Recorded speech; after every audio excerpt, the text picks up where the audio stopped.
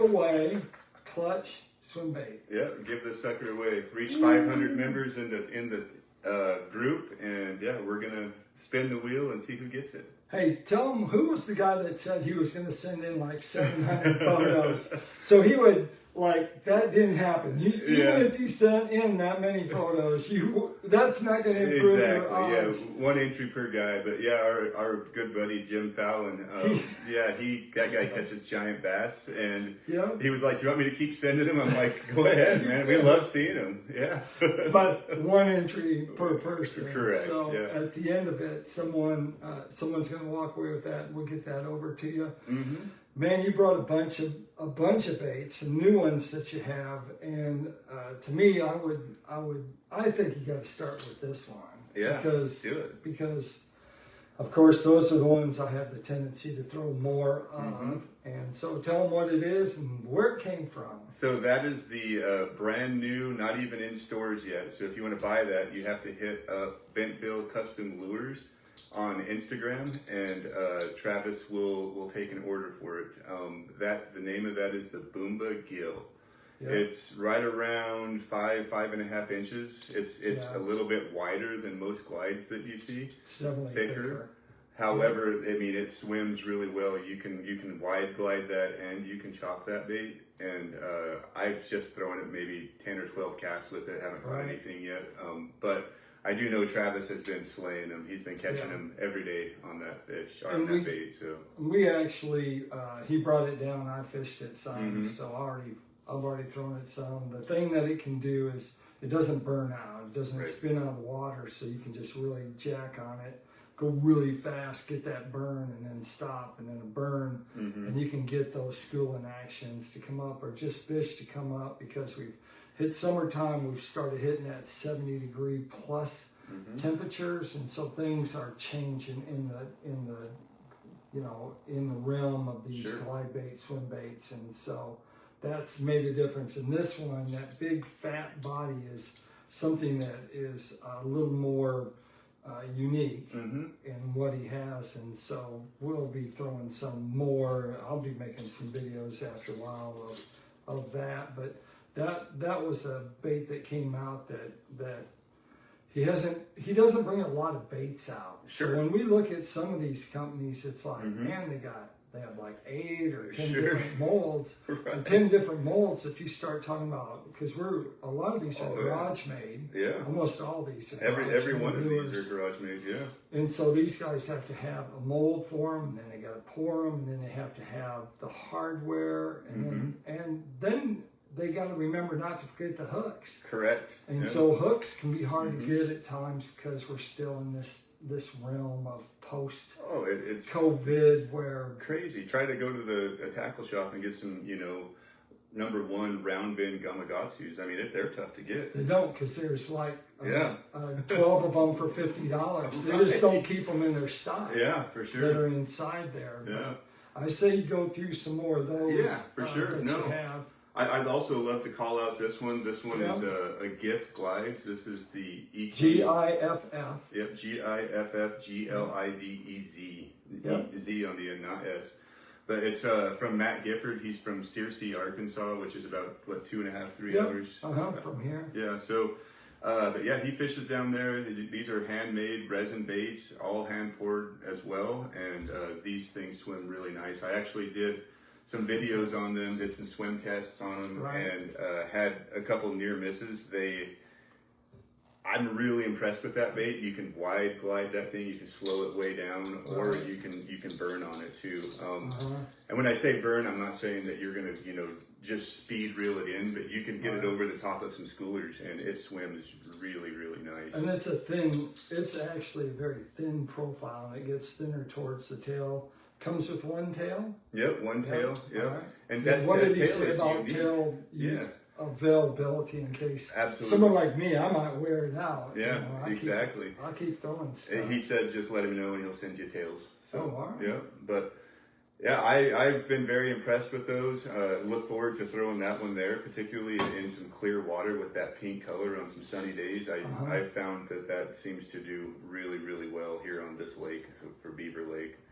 But yeah, the tail is interesting. Have you ever seen one with that firm of a tail before? No, this is a really firm tail. That's And what so, I was thinking. That yeah. This may not, like, you're more in the wintertime have a tendency maybe to break this thing. Otherwise, so it's not plastics. I said that in one of my videos, and Matt corrected me. He said it is urethane, and they are pretty dang sturdy. So I like it. I think that we'll be doing some videos with that, catching some fish, and I'm impressed with it.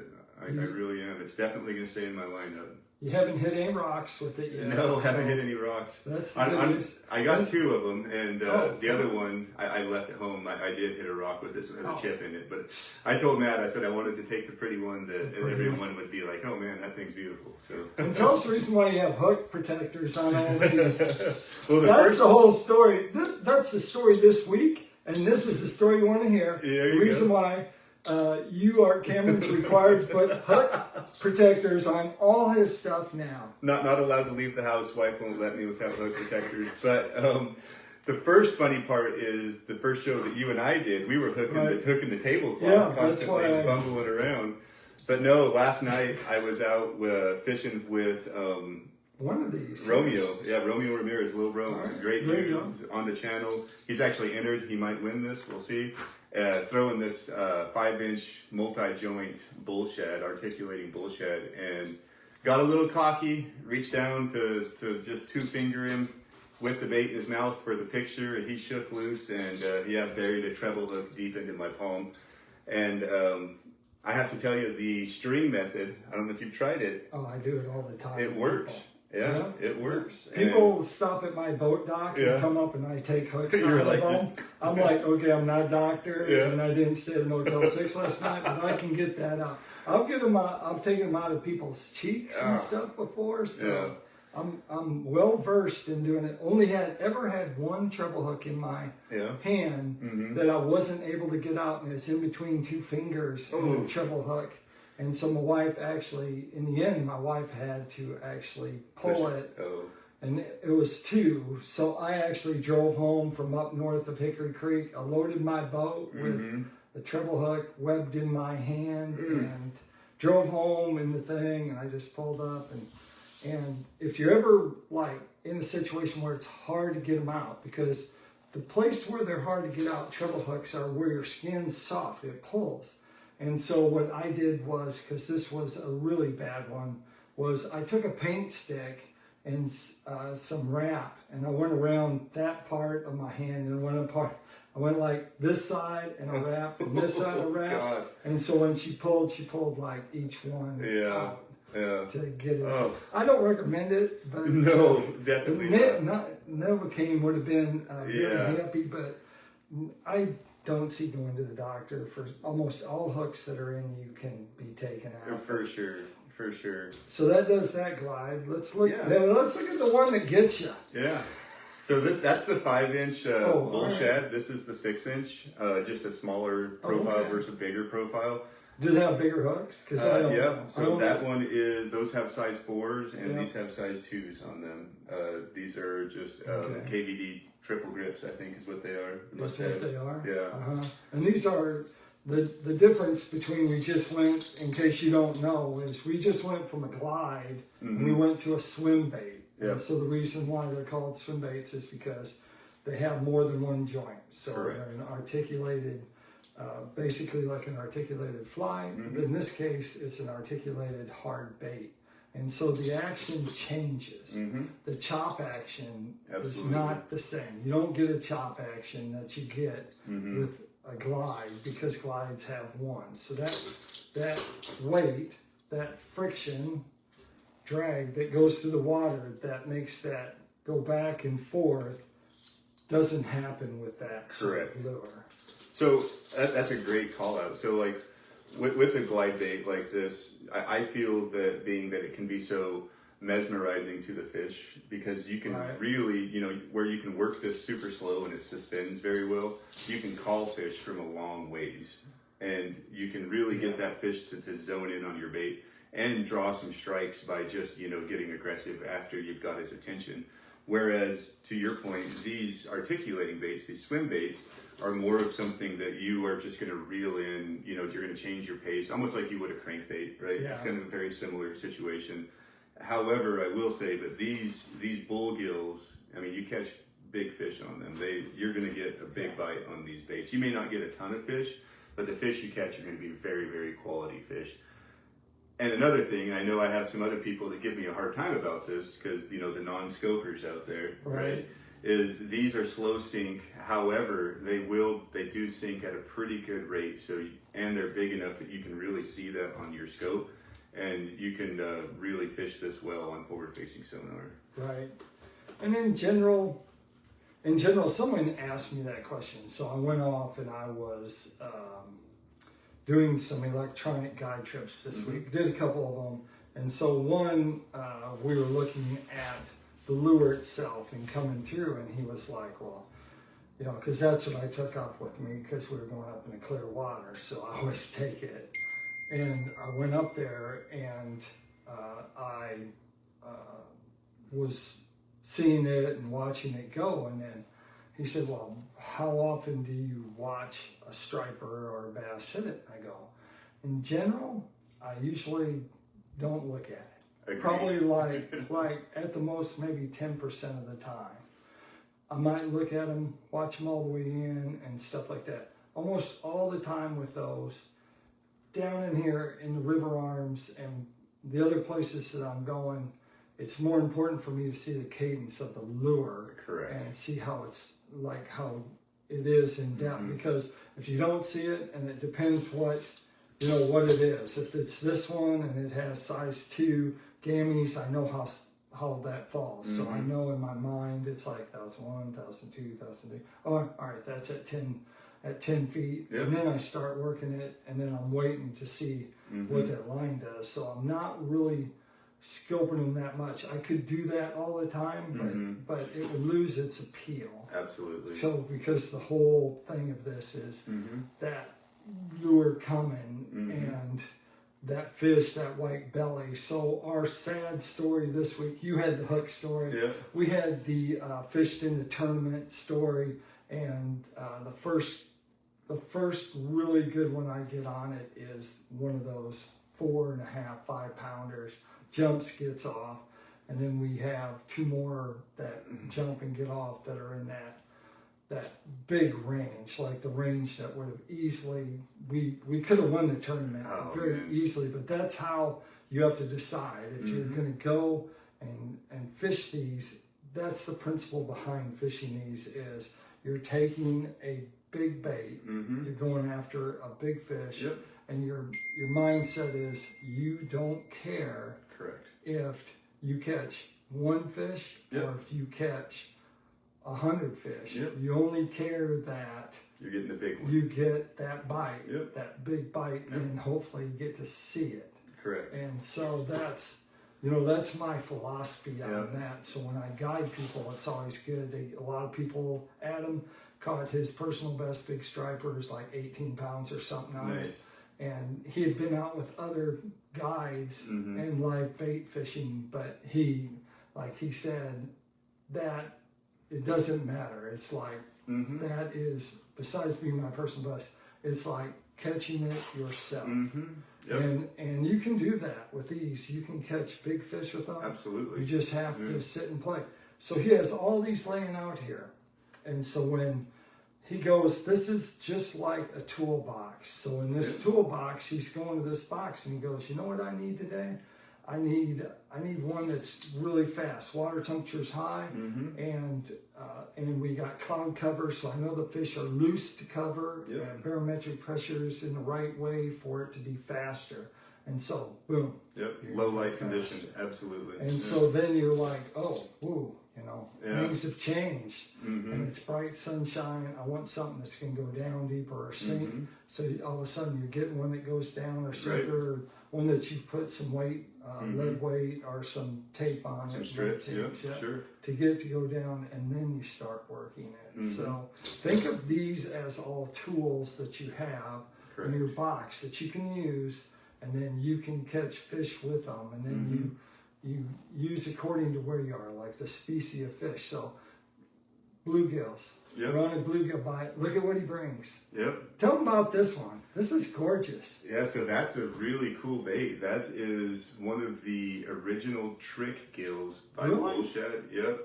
Wow. Mike Bucca probably made that one himself. I bought that on Swimbait Universe, and I actually reached out to Jim Fallon, who I think's on here right now, and because he's a huge bullshit guy, sent him the picture, and he just replied, yes, yes, yes, buy it. And I know that he's caught multiple double digits on those baits right there, and he actually mentioned the paint job. Yes. I forget who the guy's name was that painted it, but I guess it's kind of a renowned painter, and he said the paint job alone is worth what I paid for the bait. So it wasn't Tater Hog, was it? No, I forget who someone it was. in that realm of, yeah. This is a gorgeous paint job. Yeah, and that bait there, I mean, it swims really, really good. It's going to take me some time to get actually the cadence down on it. However, I can understand why that bait gets absolutely slobbered. One thing I will say that I had to replace the hooks on it, and I went with just size 1s, and it wasn't enough. So I had to actually go to some 1/aughts on there, which now that will pull that bait down. It has enough weight at that point to get it to where it won't just suspend, and it'll actually sink a little bit, which is what I like, to be honest with you. Some guys love to have their glide bait up on the very top of the water, and because you can see the strike that way, and there's a time for that, absolutely. But I think now that the water temperature is warming, especially in the middle of the day, getting that bait down is crucial. So is this 4 ounces? All of 4.5, maybe 5, and maybe it's at 7-inch, but I mean that's heavy, right? Yeah, that's heavy. Yeah, so that's nice. We could give a shout out to Travis. Travis, look at this beast. Yeah. Hopefully you're here when we're talking about that. So you have those. Haven't talked about this one yet. So this one here is the meal ticket by Legal Dope. Okay. Edwin Chardrone. I think he lives right off of Lake Fork, I believe. And he makes some really nice baits. And that one there is one I'm getting ready to start using. I think that I'm going to probably catch some good fish on that. It's not quite, it's a different format, it's a different bait really than like the low bender. This bait here is more of a sink down bait, where the little bender can do that and catch tons of fish sinking it down with bigger hooks like you have on here, because these are 2s, right? Size 2s. Size 2 cameras. Yeah. So, but yeah, no, I'm looking forward to playing with it, and probably doing some videos on the Legal Dope bait. So yeah. So how did you come into this one? How did you come into possession of this I just talked to Edwin, on social media, and talked to him, and he was like, man, like why don't you buy this bait from me? I'll make you a good deal on it, and go fish it, see what you can do with it. So yeah, he sent it to me, and we're about ready to start playing with it. Huh. That's an interesting bait. Yeah, beautiful for sure. Eyes on it. And the paint, I mean, it's got that darker color to it, so I do think that on some clear days, clear water, or sunny days, clear water, I think that thing should present pretty well in the water. Dude, if any of them were coming up and looking, do you see can you see that? That is an orange, and it's got this blue flange of underneath the gills on this thing, and for being as old as that bait is, it's in great condition. It's old? Oh yeah. How old is this? I would say probably, and Jim, I mean, if you're commenting, I don't know, I can't see, but I would say probably all of 5 to 7 years. Oh, really? I know that the bullshad has switched over to a rubber tail on a lot of those trick baits. Right. And that one is one of the brush tails, so. Wow. Yeah. That's bad to the bone right there. Yeah, I think I picked that one up from a guy in Mississippi, so I don't know if he was the original owner or not, but yeah. I need to go find down and out pro anglers. Okay. Because they'd probably be selling, because they're throwing fuzzy dice now. And creature urchin baits, and they're probably all ditching these baits to But that's misconception, because sometimes the pros, like Major League Fishing came in here, and some of them actually used like glide baits to get over top of them, but not to catch them, see where they were. Right. Once they found out where they were by using this, they were able to come back. Plus, it also, a lot of times you see there's followers coming. Mm-hmm.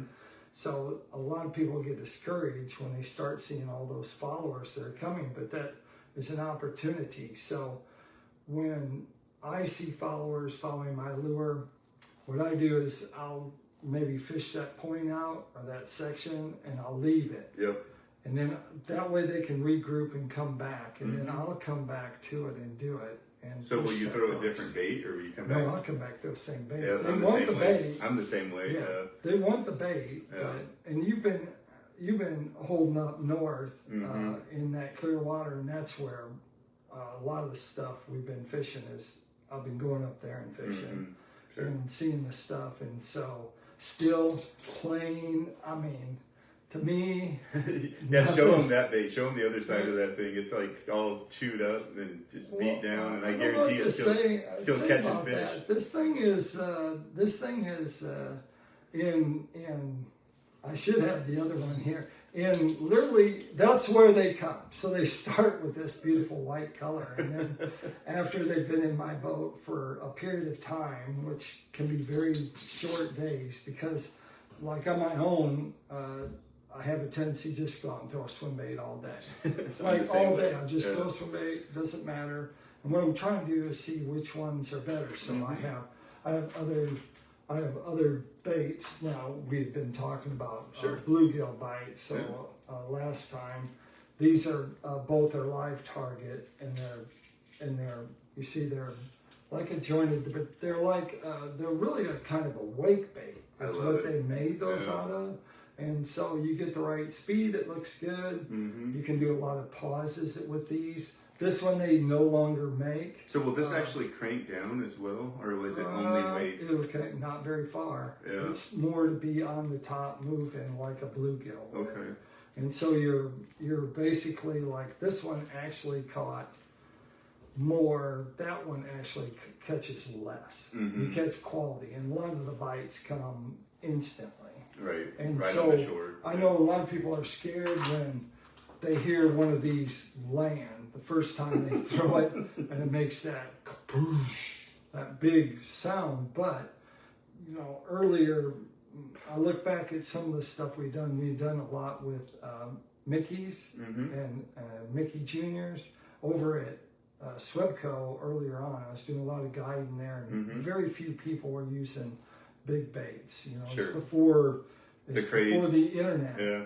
And so they didn't have social media, so they didn't, you know, people weren't around. They never saw me throw that bigger Mickey, which I have somewhere in here. I'll have to bring that next time. But that would catch me huge limits of fish over there, and that was before other people started coming and using all these baits and staying there, and it became harder to get in and stuff. But that's the problem with that lake, is just trying to get somewhere to park your boat.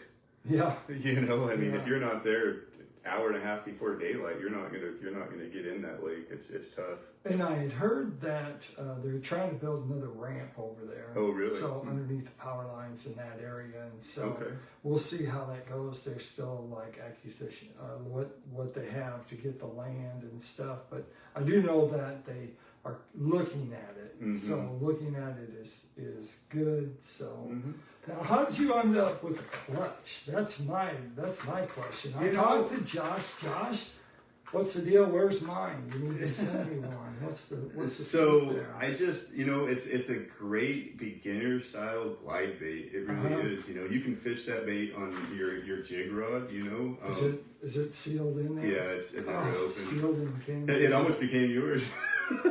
You can fish it on a jig rod, heavy rod. It's only 1.5 ounce, and it's very, very choppy. It's choppy. Yeah, very choppy. And I just, you know, a couple of years ago when I really started getting heavily into only throwing swim baits, that was one of the first ones I picked up and started catching a bunch of fish on it. And I just wanted to return it to, you know, return the favor to someone else, and hopefully, you know, even if it's, you know, Jim Fallon that wins it, right? He'll probably catch a 10-pounder on it, because that's what he does, right? Yes, he does. He catches big fish. He's out there fishing all the time.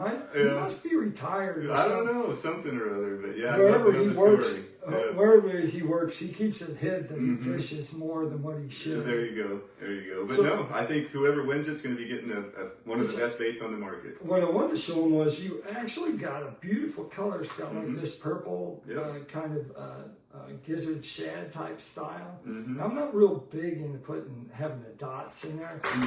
I'm big into this. This is correct. Like, see, so that black spot is where it's supposed to be in this gill. And so, but on a shad, unless it's a thread fin, and if you have a lot of big population of thread fin, we don't have big thread fin. Right. We small thread fin here. It just depends how far they can grow. Now, I've caught big thread fins in my cast net when I used to use live bait and striper fish, and so do it that way. Don't have to now because you got these. So much fun, more engaging, for sure. But so the difference, if you're wondering, is threadfin shad has a very narrow body, and they have a very pointed, goes up to their nose, very pointed. Where a gizzard shad, literally, the front of it is more like a bull nose. So if you ever hook one, you're like, oh, what is it? And you say, oh, is that a gizzard? Because it has a lot of purple, and it's got a line, and it looks like a big thread fin. You probably caught one of those, but most of the time you don't catch them that way. So tell us, what have you been throwing mostly? Are you throwing the gills now? So I've been throwing a lot of gills, and then I've been playing around, obviously, with my my medium bender by Bentbill. I mean, like I've said before, I think it's 100% tied on a rod. And then been playing with the Giff, right? And really enjoying this bait. And does the Giff have smaller ones? Yeah, he has a 5-inch. I think a 5.5, a 7.5, and then he has some gill baits and stuff as well. So, and I think just shout out to him. He's doing a drop. If anybody's interested in getting one of his baits, I think he's doing a drop tomorrow. So check out his site and pick one up. But playing with them, and I've been throwing a lot of these articulated baits here lately. And with the thing with these, and I may have said it earlier, is and you hit on it too, Brad, is when you're throwing any of these baits, I mean, you may have a day where you catch 8 or 10 fish, and the fishing's good and lots of bites. However, I think it's just kind of in our nature, people that throw glide baits and swim baits, that you truly are just looking for that one big fish, right? If you get multiple of them, great, right? But I've caught tons of small fish in my life, and I want to catch big ones, and so that's why I throw these baits. And it's the chance of catching them is exponentially higher, in my opinion, on something like this than a drop shot or some kind of worm or something. Yeah, but one hook also means you maybe going to get them in too. So there's advantage. There's advantage to that. And there's or also, maybe you don't get a hook in your palm either. Right? I think there's also a peak time to be fishing them. So we went through the spring, and during the spring it was very good. Oh my God! February and March and April were absolutely nuts here. Was really good, and so the numbers were up quite a ways, and so the numbers slowly drifted down, but then we changed our location. We started going up a little farther, trying to find some shad spawn and stuff to also work with.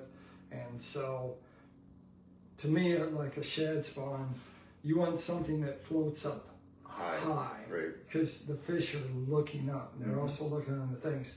Have you been going around boat docks and boat dock slips and catching some? Absolutely, yeah. And again, I love to slow roll a bait around a boat. So this is better for going around a dock than this one? Absolutely. But again, I mean, if you're just looking for that aggressive fish, you know, and it's what he's looking for. So I like to just keep these up shallow. Again, I've scoped with the bull shads and stuff like that, and they sink nice, so you can get some bites like that. And another thing I wanted to comment on, something you said earlier about really watching your bait and the cadence of your glide bait is so important. And a lot of people get caught up in staring at their screen when they are using a glide bait and watching that fish come. Well, if you're actually looking up, of course, if you're not fishing in too deep of water, and watching that cadence, you can really get down and see how that fish is reacting to the movement of the bait. And, you know, that's how you're going to draw those strikes and turn those followers into committers.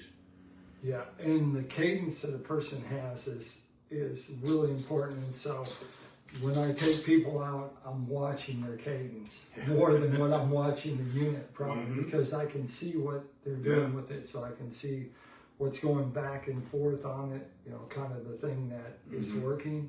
And so what I found mostly is a good one to start with, like a good bait to start with, is in that 5-inch range. Yep. You start at 5-inch range, you don't have to have a special rod to do it. Yep.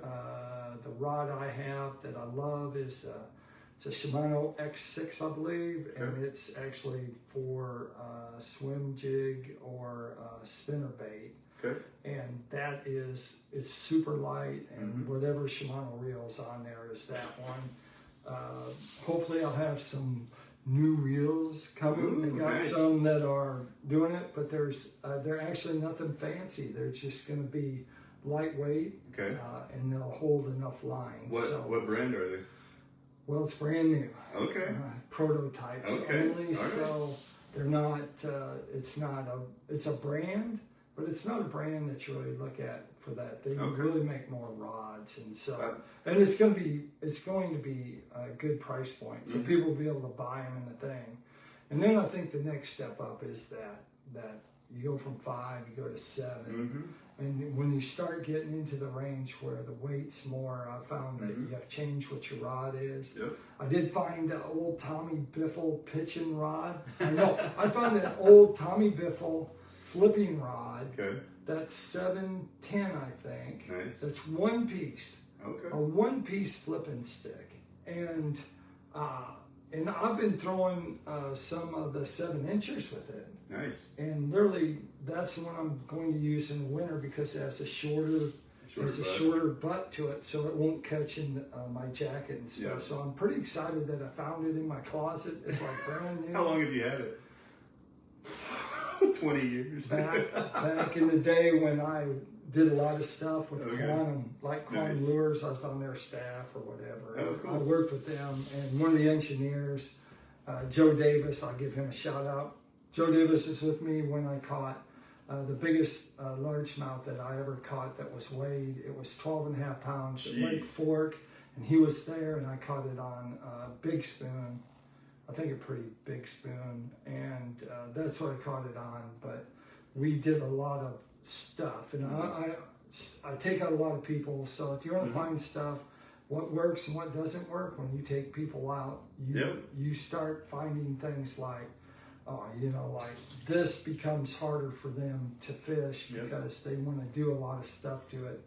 You don't want to do a lot of stuff to it. Just reel it through and don't stop because you saw one. Or one swiped at it, because the second you stop it, this thing loses its action. And so... Well, and fish usually don't stop when they're getting chased. Right? No. It's kind of like you. Yeah, for sure. I bet you were ready to run up the thing when you got the hook in you.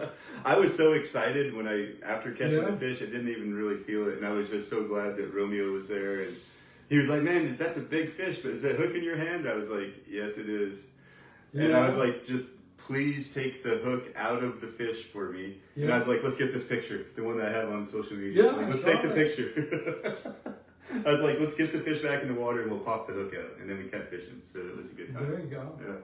Well, did you catch any more? No, we didn't. No? But I don't care. It was a 4.5, like 4 and a change pounder. It was awesome. Right off the shore. It was cool. Yeah. So the other thing about fishing from shore is you don't pull fish out. So if you pull fish out away, so angles play a big part. That's probably a whole different show in itself. There's a whole different, maybe you talk about it later, but just hit on that quickly is, I think that some guys that throw glide baits, and Travis, one of them, he fishes primarily off the shore and catches giant bass all the time.